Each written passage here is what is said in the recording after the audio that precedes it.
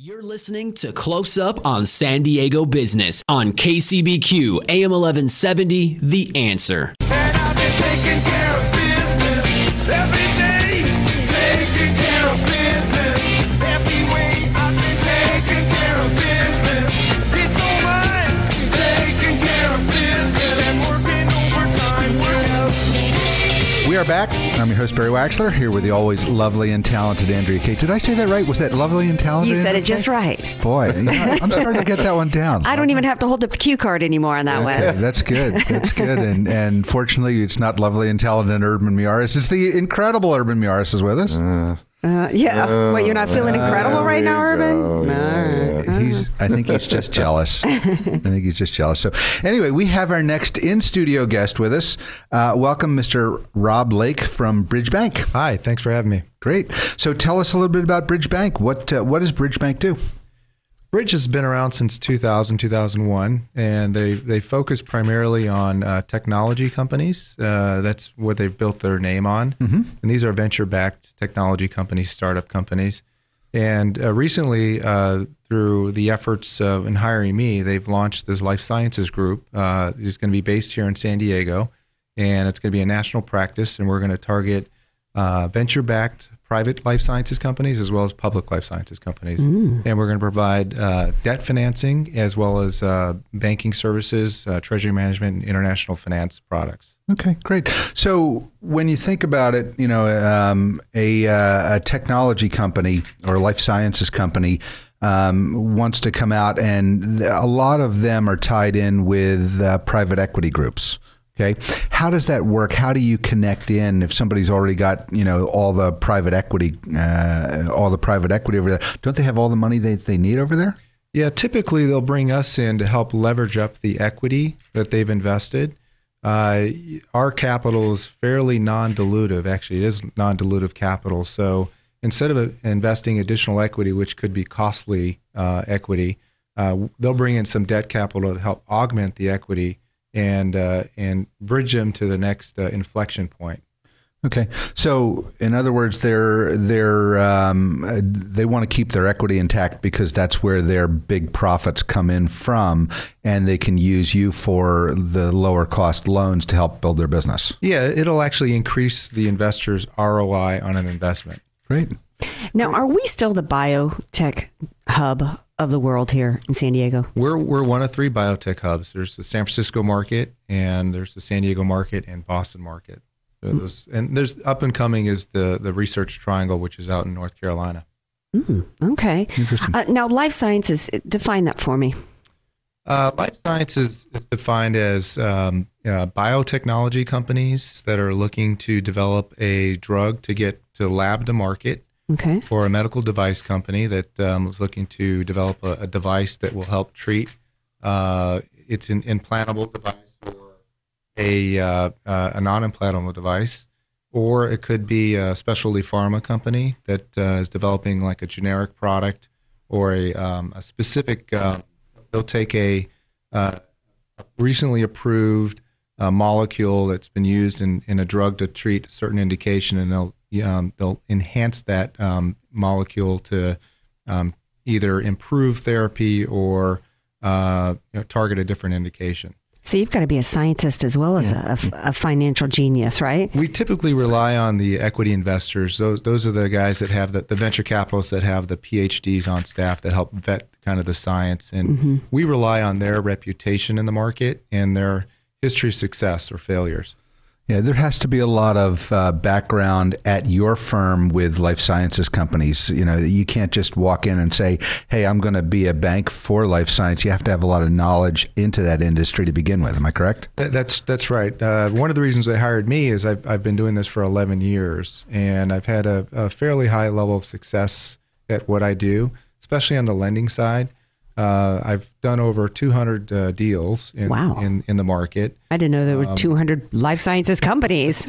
And funded over $1 billion, $2 billion, $3 billion in debt capital, and have retained the losses to just under 80 bips.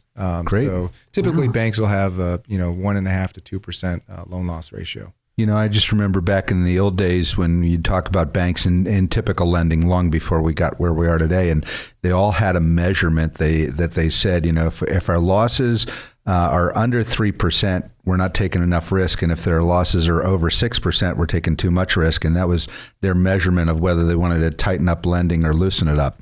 So I'm assuming it's a lot tighter than that today.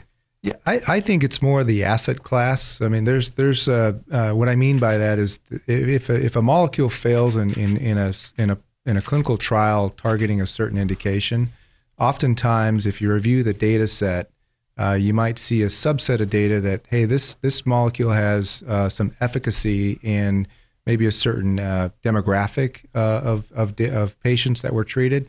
And so what will happen is even though if they failed the clinical trial that they were initially going after, they'll repurpose or redefine that trial and redo the trial at that specific demographic, and it will be a successful trial. Typically, that's how drugs are developed these days. Successful drugs. Interesting. You're listening to Close Up on San Diego Business here on KCBQ, streaming live at AM1170theanswer.com. Give us a tweet at CloseUpSD. Email me at barry@closeupsandiego.com or find our page on Facebook. We want to hear from you. I'm your host, Barry Waxler, here with Andrea Kay, Urban Miaris, and our guest is Rob Lake from Bridge Bank. So I have a question because of one of my current clients that we're working with, and the client he's actually retired from one of the largest biotechs as the CEO of one of the largest biotechs in town. Okay. And, he comes in and he's a very high net worth individual and can be a very good resource for a lot of different things. Can you help somebody like that out on a personal basis, or are you strictly working within the biotech business side of things? We're strictly a commercial bank. However, he might, if he's that embedded in the biotech space locally, he might sit on the board of a couple of prospect companies or borrowers of ours. So you're not going to jump into the private client services for some of the key executives. You're really there just for the business. Am I correct or am I wrong? That's correct. Yes. Okay. What size of a company? You say you mentioned startups, and we've got some really incredible technology incubators here in San Diego. What are your parameters in terms of your prospects? Sure. On the private side, usually they're companies that have raised at least $15 million of equity from investors, institutional investors that we know and they have a reputation in the space. On the public side, they typically have a market cap above $50 million. Those are typically the starting points. Okay. Interesting. So working with a lot of startups, you're looking for guys with great ideas that have gotten past the true startup point, where they've gotten private equity, they're solid, and then you can tap in and help them really get to the next level.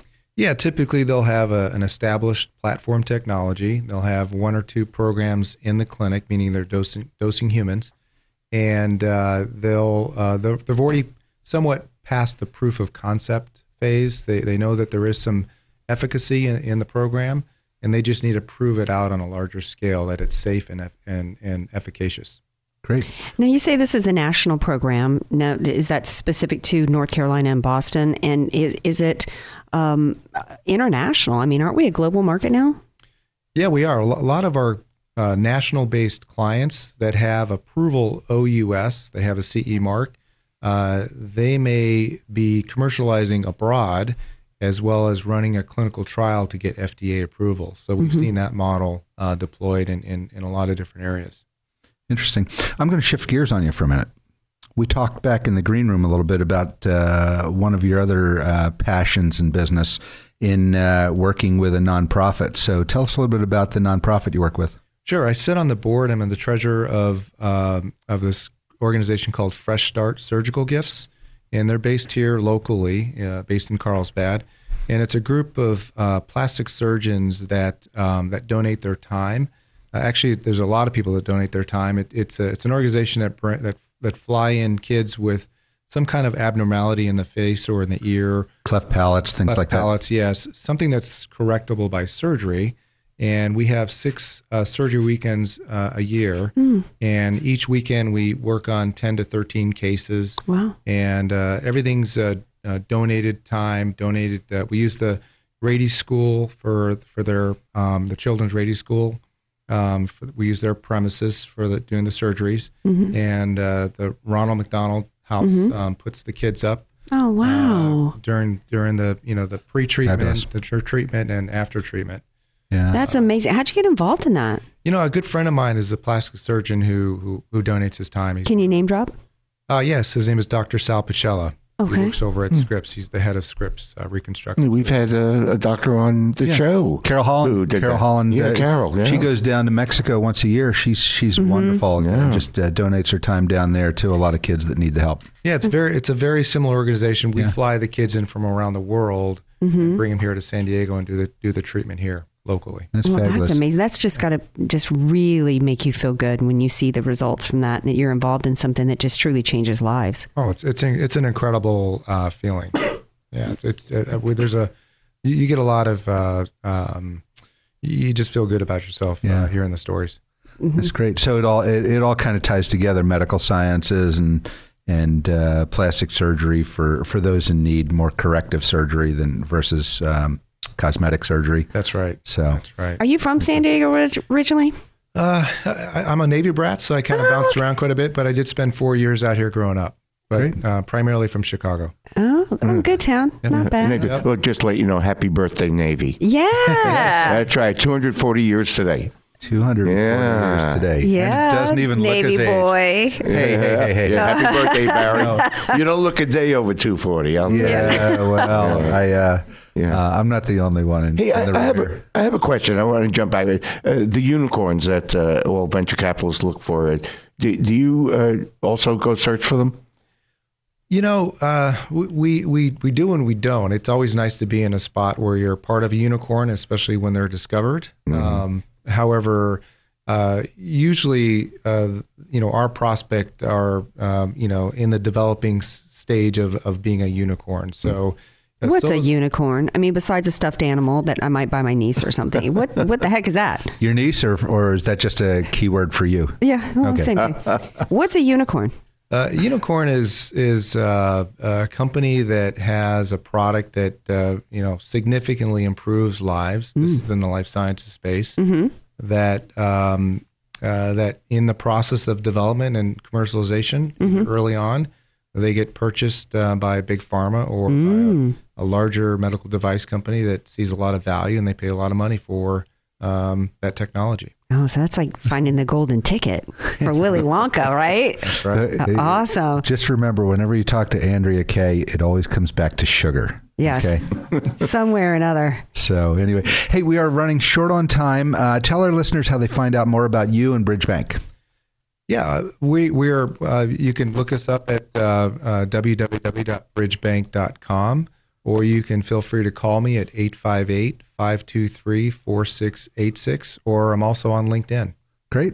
So would that be Rob Lake on LinkedIn, or is it more tied to the bank? How do we get there? I believe it's just Rob Lake, and I should show up on LinkedIn. And the nonprofit, how do they get information on that? We're at www.freshstart.org, and we could be reached at 760-944-7774. Great. Awesome. Great. Hey, thanks for being with us. I look forward to following up. I've got a number of connections that I think will appreciate working with the bank. Great. I appreciate it. Thank you very much for having me. Great. This is Close Up on San Diego Business here on KCBQ, streaming live at AM1170theanswer.com. Send us a tweet at CloseUpSD or just find our page on Facebook. You can always email me at Barry@closeupsandiego.com. Let me know what you think. I'm your host, Barry Waxler. We'll be right back after a word from our sponsors. Taking care of business.